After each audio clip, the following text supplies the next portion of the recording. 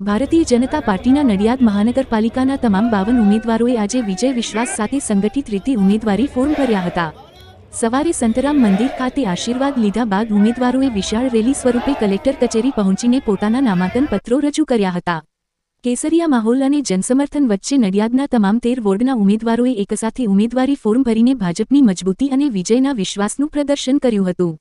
આ અવસરે જિલ્લા ભાજપ પ્રમુખ નયનાબેન પટેલ, નડિયાદના સિનિયર ધારાસભ્ય પંકજ દેસાઈ તથા પાર્ટીના અન્ય અગ્રણીઓ વિશેષ ઉપસ્થિત રહ્યા હતા। ભાજપના તમામ ઉમેદવારોએ જનતાના વિકાસ અને સેવાના સંકલ્પ સાથે આ ચૂંટણી લડવાનો નિર્ણય લીધો છે। આ રેલી અને સામૂહિક નામાંકન દ્વારા ભાજપે સ્પષ્ટ સંદેશ આપ્યો છે કે નડિયાદ મહાનગરપાલિકાની ચૂંટણીમાં પાર્ટી પૂર્ણ તાકાત સાથે ઉતરી છે અને વિકાસના કાર્યોને વેગ આપવા માટે તૈયાર છે। સૌપ્રથમ તો અમારા ભારતીય જનતા પાર્ટીના પ્રમુખ શ્રી જગદીશભાઈ પંચાલ સાહેબ, અમારા માનનીય મુખ્યમંત્રી શ્રી ભૂપેન્દ્રભાઈ પટેલ સાહેબ, અમારી ભારતીય જનતા પાર્ટીની સમગ્ર ટીમ, ખેડા જિલ્લાની ભારતીય જનતા પાર્ટીના પ્રમુખ શ્રી અને ખેડા જિલ્લાની ટીમ, નડિયાદ શહેરની ટીમ અને આજે 52 કાઉન્સિલરો જેને આજે ઉમેદવાર તરીકે ભારતીય જનતા પાર્ટીએ જાહેર કર્યા છે, ત્યારે હું એટલું કહીશ ચોક્કસપણે કે આ જે ટીમ મૂકી છે એ બિલકુલ સક્રિય ટીમ મૂકી છે અને સક્રિયતાથી વોર્ડમાં કામગીરી કરે અને મારા સુધી પ્રશ્ન ના આવે એવી ટીમ ભારતીય જનતા પાર્ટીએ મૂકી છે।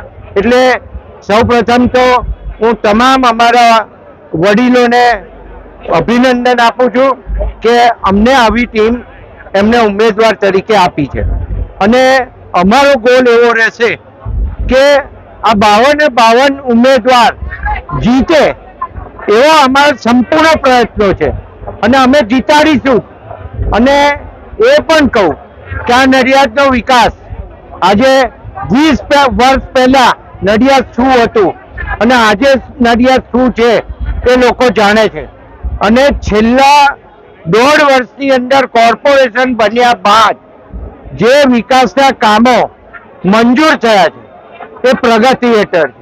તો આવનારા દિવસોની અંદર અત્યારે નવું બજેટ પણ ગયું અને નવા બજેટ પછી આ જે નડિયાદ બનવા જઈ રહ્યું છે એ નડિયાદ એક બહુ સુંદર રહેવાનું મોટું શહેર બનશે અને સાથે અહીંયા બુલેટ ટ્રેનનું સ્ટેશન પણ છે। આ નડિયાદનું રેલવે સ્ટેશન પણ નવું થવાનું, નડિયાદનું બસ સ્ટેશન પણ નવું થઈ રહ્યું।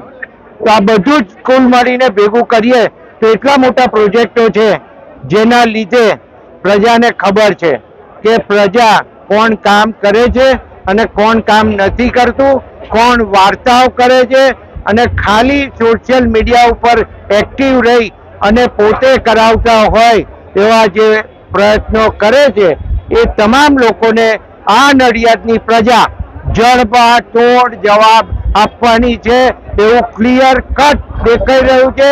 અને અમારી 52 જણની ટીમ સંપૂર્ણ એક બનીને નેક બનીને ભારતીય જનતા પાર્ટીને વફાદારીથી બધા 52 ઉમેદવાર જીતે એવા સૌ કાઉન્સિલરો પ્રયત્ન કરવાના છે।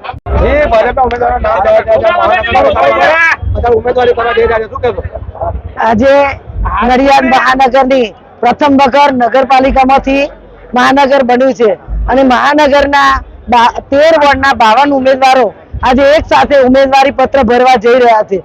એટલો ઉત્સાહ દેખાઈ રહ્યો છે કે પ્રથમ વખત મહાનગર બની રહ્યું છે અને આટલા 52 ઉમેદવારો એક સાથે ફોર્મ ભરી રહ્યા છે। આવનારા સમયમાં અમે મહાનગરનો આપણા વડાપ્રધાન નરેન્દ્રભાઈ મોદી સાહેબના અને ગુજરાતના મુખ્યમંત્રી માનનીય ભૂપેન્દ્રભાઈ પટેલ સાહેબના નેતૃત્વમાં જે પ્રકારે વિકાસ થઈ રહ્યો છે એ જોતા નડિયાદ મહાનગરમાં 52 ઉમેદવારો ભારતીય જનતા પાર્ટીના જીતશે।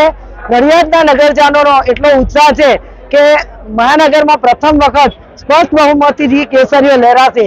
એ જ પ્રકારે આજે તમામ નડિયાદના નગરજનો સાથે અમારા 52 ઉમેદવારો, નડિયાદના સિનિયર ધારાસભ્ય માન્ય પંકજભાઈ દેસાઈ અને સૌ અમારા સંગઠનના હોદ્દેદારો સાથે આજે નડિયાદ મહાનગરના 52 ઉમેદવારો ઉમેદવારી પત્ર ભરવા જઈ રહ્યા છે। મને વિશ્વાસ છે કે નડિયાદમાં મહાનગરમાં ભગવો લહેરાશે। સાથે સાથે ખેડા જિલ્લાની જિલ્લા પંચાયતની 42 સીટો, 9 તાલુકા પંચાયતની 174 બેઠકો, ખેડા જિલ્લાની 4 નગરપાલિકાની 74 બેઠકો અને બંને નગરપાલિકાની મહેમદાવાદની 3 અને મહુધાની 1 એમ બાય ઇલેક્શન કુલ મળીને 374 ઉમેદવારો ખેડા જિલ્લામાં આજે ઉમેદવારી પત્ર ભરવા જઈ રહ્યા છે. ખૂબ ઉત્સાહ સાથે ખેડા જિલ્લામાં અમારા ભારતીય જનતા પાર્ટીના ઉમેદવારો મોટી સંખ્યામાં શુભેચ્છકો સાથે, સમર્થકો સાથે જ્યારે ઉમેદવારી પત્રક ભરવા જઈ રહ્યા હોય ત્યારે મને વિશ્વાસ છે કે ખેડા જિલ્લામાં તમામ સંસ્થાઓમાં ભારતીય જનતા પાર્ટીનો ભગવો લહેરાશે અને તમામ ઉમેદવારોને ખૂબ ખૂબ શુભકામનાઓ પાઠવું છું.